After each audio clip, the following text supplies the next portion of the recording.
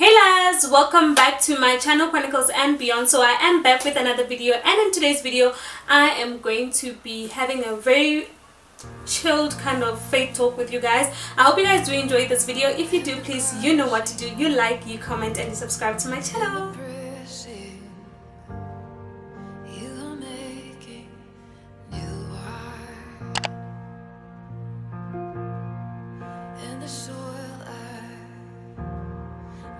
I am super excited to actually have the opportunity to sit down and talk to you guys about this very thing that is in my heart, that has been in my spirit for a very long time. You know, this is something that I've postponed for a very long time, and I have no idea why, but I'm so grateful that today I get to speak about this particular thing. You know, today I'm going to be talking to you guys, and I'm going to be sharing with you guys about self-sabotage. You know, I'm going to be speaking about what self-sabotage is, you know, what are the few characteristics, few things that we do each and every day that we should pay more attention to, because those are the things that we use to sabotage ourselves. And I'm going to also be looking at how to deal with, you know, self-sabotage in our day-to-day lives. This is going to be a very short video. I hope so. I just want to put my point across and leave you guys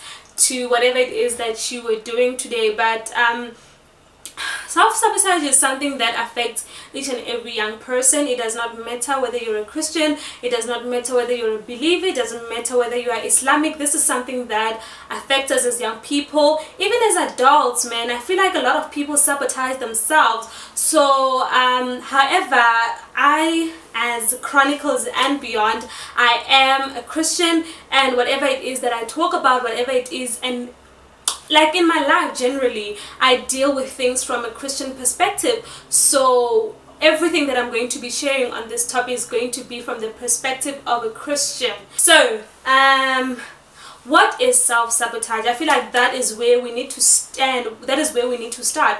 Sabotage is in the most simplest form, or the most simplest definition that I can give to self-sabotage is basically anything that you do that interferes with your goals, everything that you do that interferes with your purpose, everything that you do that interferes with your calling. You know, it does not have to be a very big thing. It can be a very small thing, like a habit, like a very bad habit.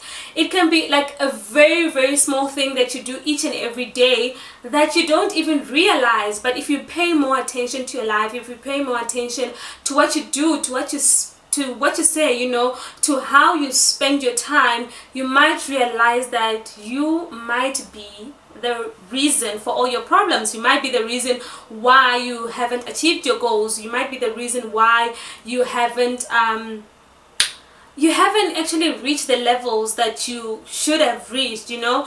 And I feel like this is something that we need to be very much aware of, and these are some conversations that we need to always have with ourselves. We need to ask ourselves, am I standing in the way of my own progress? Am I standing in the way of my own happiness? Am I standing in the way of my own success? Because, you know, there's so many habits that we have kind of taken upon in our lives that have become so much of us, but those habits are so toxic. I mean, stuff like, let's say for example, you want to be very fit, you know, you want to be very healthy, but if you have bad eating habits, you are never going to be a healthy person. You understand?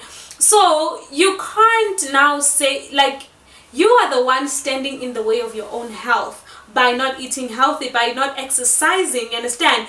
You are the one that's standing in the way of your own success if you don't use your time optimally. You are the one that is standing in the way of your own spiritual goals. You are the one who's standing in the way of your relationship with God if you don't spend time in prayer, if you don't spend time reading the word, you know, you are not just going to wake up one day and have an amazing relationship with God if you don't work on it. You need to put in the work by reading the word. You need to put in the work by actually praying. Also, you know, in our studies, if you don't set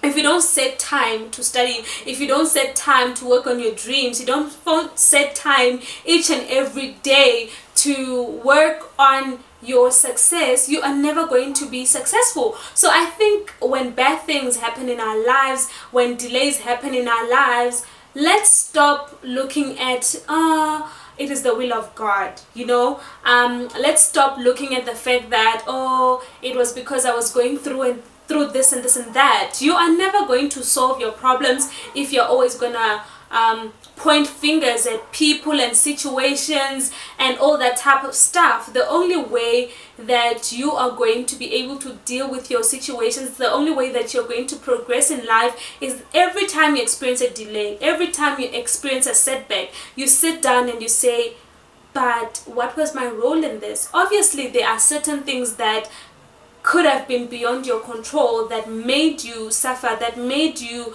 be delayed, that made you experience a setback. But you need to always look at the fact that, what was my role in this? What did I do wrong for me to be in this place in my life? You know, that is the only way you end up dealing with this kind of things.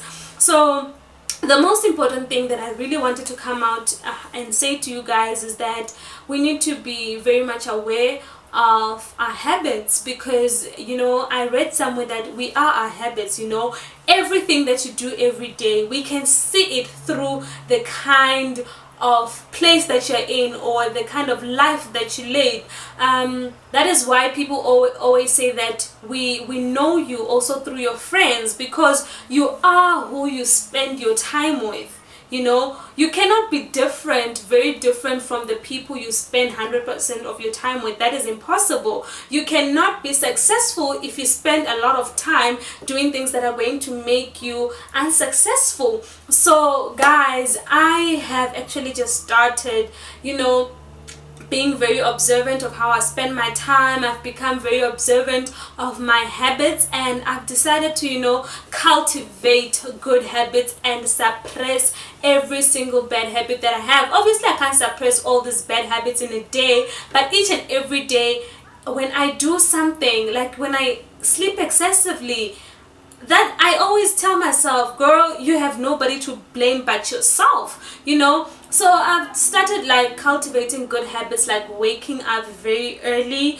My mornings start at 5 a.m. This year I've been starting, like for the past 2 or 3 weeks, I've been starting my mornings at 5 a.m. Then in the morning, up and running, doing my things, and I've realized that my days are longer and I'm more productive. I've started really reading the word, studying the word, writing, journaling down. As I study the word, I don't read the word when I'm about to sleep. I set apart like 30 minutes every day to kind of actually read the word, study the word, write down each and everything that I've learned in that particular scripture. And I feel like those are habits that are really, really helping me. Also in my studies, I have just decided to be extremely consistent. I'm really working on this, guys. I really want to do away with procrastination. I just want to work on being consistent and working every single day. So I'm going to leave you guys with a very important scripture that is so relevant to what I've been speaking to you guys about. And it's in the book of Ephesians chapter 4 verse 1, where Paul writes a letter to the church. And he says, I urge you, I plead with you, I beg you, you know, depending on the version of the Bible that you have. But he says, I urge you, I plead with you, I beg you to live a life, to have a walk that is worthy of the calling that God has for your life, you know. So this scripture simply means that in every single thing that you do, it needs to be according to the will of God for your life. You understand? Every single thing that you do, you need to ask yourself, is this thing going to make me prosper? Is this thing going to make me a better person? Is this thing good for me? You understand? Such things. Have a walk that is worthy of God's purpose and God's calling over your life. Whatever you do each and every day, whatever habits that you have, whatever habits that you cultivate, they need to be worthy of the purpose and calling of God for your life. Guys, please share with me in the comment section if you guys have any bad habits, if you guys have any bad traits that you feel that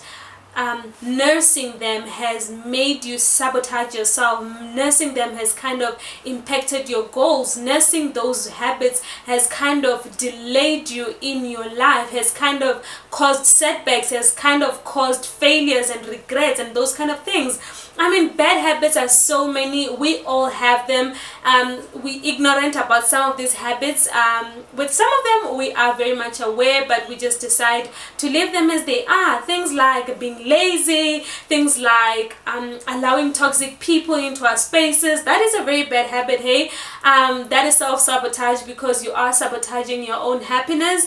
Things like not being consistent, things like eating very badly, that is self-sabotage, because when you eat badly, if you don't exercise, then you are sabotaging your health. So I just want us to live our lives very much cautious of this thing. So please share with me, guys, in the comment section any bad habits that you feel that you have and how you feel about this topic of self-sabotage. If you do relate to this video, please also comment by girl, I feel you. So thank you guys so much for watching this video. I love you guys so much. Please don't forget, you like, you comment, you subscribe to my channel if you haven't already, and you share this video with a friend. Thank you guys so much for always sharing my videos in your Instagram stories, on Twitter, retweeting my posts. It actually means a lot, and most people actually get to experience Chronicles and beyond because of you. Thank you guys so much. Thank you for hyping me up.